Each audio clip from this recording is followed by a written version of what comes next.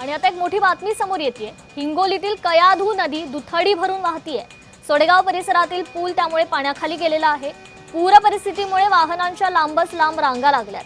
हिंगोली जिल्ह्याची जलवाहिनी समजली जाणारी कयाधू नदी ही दुथडी भरून वाहतीये। हिंगोली जिल्ह्यातील सोडेगाव भागातील ही चित्र आहेत।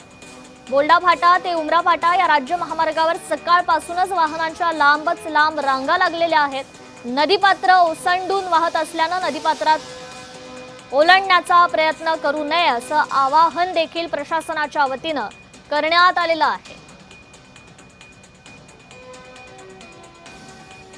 हिंगोलीतील ही दृश्य आपण पाहतोय। कयाधू नदीला मोठ्या प्रमाणात हा पूर आलेला आहे। नागरिकांना पूल न ओलांडण्याचं वारंवार प्रशासनाकडून आवाहन करण्यात येत आहे। सोडेगाव भागातील ही परिस्थिती आपण पाहतोय। कयाधू नदी या ठिकाणी दुथडी भरून वाहतीये। हिंगोलीत मुसळधार पावसानं थैमान घातलेला आहे। सोडेगाव परिसरातील पूल त्यामुळे पाण्याखाली गेलेला आहे। पूल ओलांडू नका असं आवाहन वारंवार प्रशासनाकडून करण्यात येत आहे। तर प्रशासन आता अलर्ट मोडवर आलेलं आहे। आपत्ती व्यवस्थापन सज्ज झालंय। कयाधू नदीची ही दृश्य आपण पाहतोय। कयाधू नदी ही आता दुथडी भरून वाहू लागलेली आहे।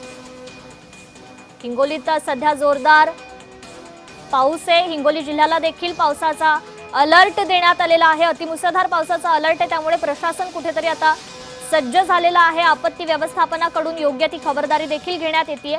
मात्र कयाधू नदी आता दुथडी भरून वाहू लागल्याने पूल पाण्याखाली गेलेत।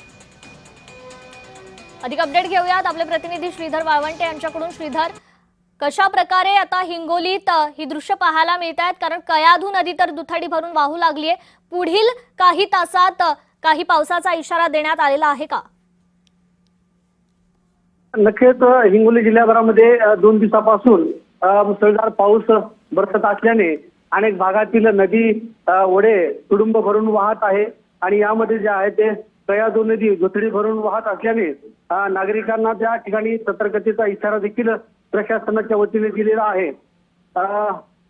हिंगोली जिल्ह्याची जलवाहिनी समजली जाणारी कयाधू नदी जी आहे ती ही दुथडी भरून वाहत असल्याने जिल्ह्यातील सोडेगाव भागातील हे जे चित्र आहे त्याचे बोल्डा फाटा ते उमरा फाटा वसमत मार्गे येणारा जो महामार्ग आहे, राज्य महामार्ग आहे, आणि तो सकाळपासूनच वाहनांच्या त्या लांब रांगा देखील या ठिकाणी लागलेल्या आहेत।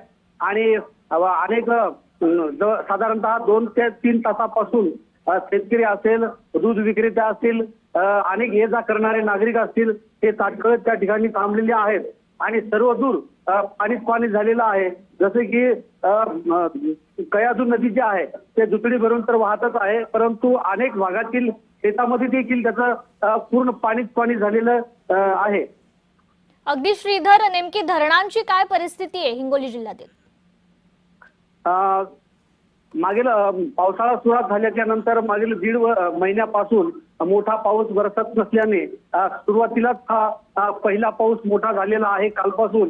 त्यामुळे त्यामुळे धरणातील पाणी पातळी जी आहे अगदी श्रीधर, मुद्दा लक्षात येतोय। तुर्तास धन्यवाद आपण दिलेल्या या अपडेट संदर्भात।